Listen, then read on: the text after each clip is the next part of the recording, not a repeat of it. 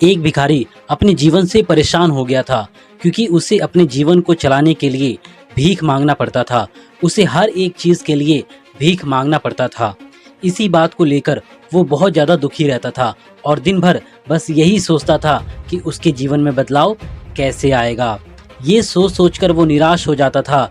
वो हर दिन देखता कि बहुत निराश लोग, आंखों में आंसू लिए हुए लोग, परेशान लोग गौतम बुद्ध के पास जाते थे और वापस लौटते समय वो बहुत खुश होते थे।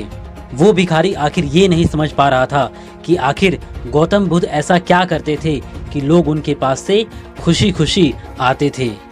वहाँ से वापस लौटते समय लोगों के हाथों में ना तो बहुत सारे पैसे हुआ करते थे और ना ही सोने चांदी।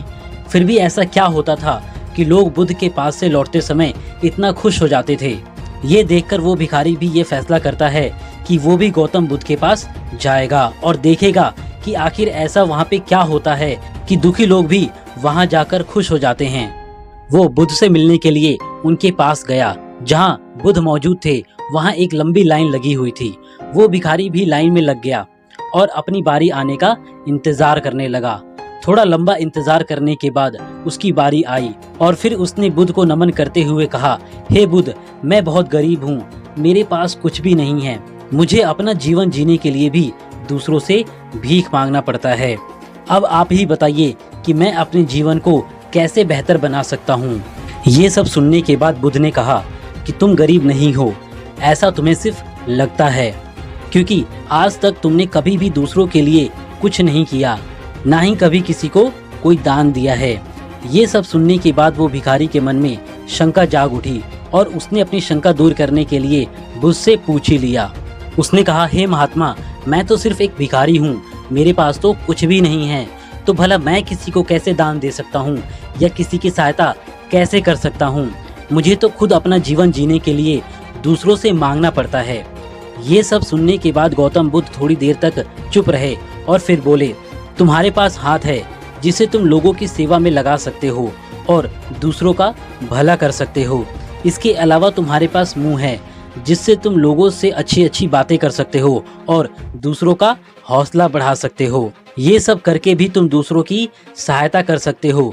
जरूरी नहीं है कि दान सिर्फ पैसों से ही किया जा सकता है। हम चाहे तो शिक्षा का भी दान कर सकते हैं और चाहे तो अन्न का भी दान कर सकते हैं। ऊपर वाले ने अगर किसी को पूर्णतः अच्छा शरीर भी दिया है तो वो गरीब नहीं है, बस उसका दिमाग गरीब है। उसे इस विचार से हटकर दूसरों की सेवा में लगना चाहिए।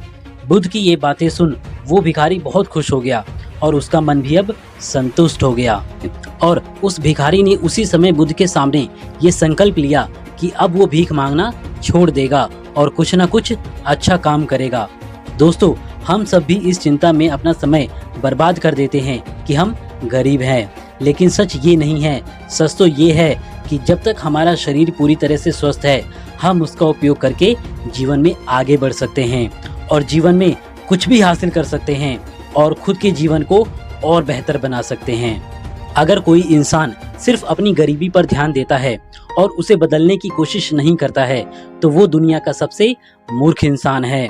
इसके अलावा हमें इस कहानी से ये भी सीख मिलती है कि दान सिर्फ धन का ही नहीं बल्कि शिक्षा, अन्न और दूसरों की सहायता करके भी किया जा सकता है। अगर आपके पास धन नहीं है तो आप चाहें तो दूसरों की कोई सहायता करके, अच्छे विचार या उनका उत्साह बढ़ा के दान धर्म का काम भी कर सकते हैं और इन दोनों से अंततः हमारे समाज की भलाई होती है और साथ ही भगवान भी ऐसे कामों से खुश होते हैं। तो दोस्तों, भगवान पे हमेशा विश्वास रखें और अच्छे काम करते रहें। तो इसी बात पे इस वीडियो को अभी एक लाइक करें और अगर आप हमारे चैनल पे नए हैं तो हमारे चैनल को अभी कभी सब्सक्राइब कर लें।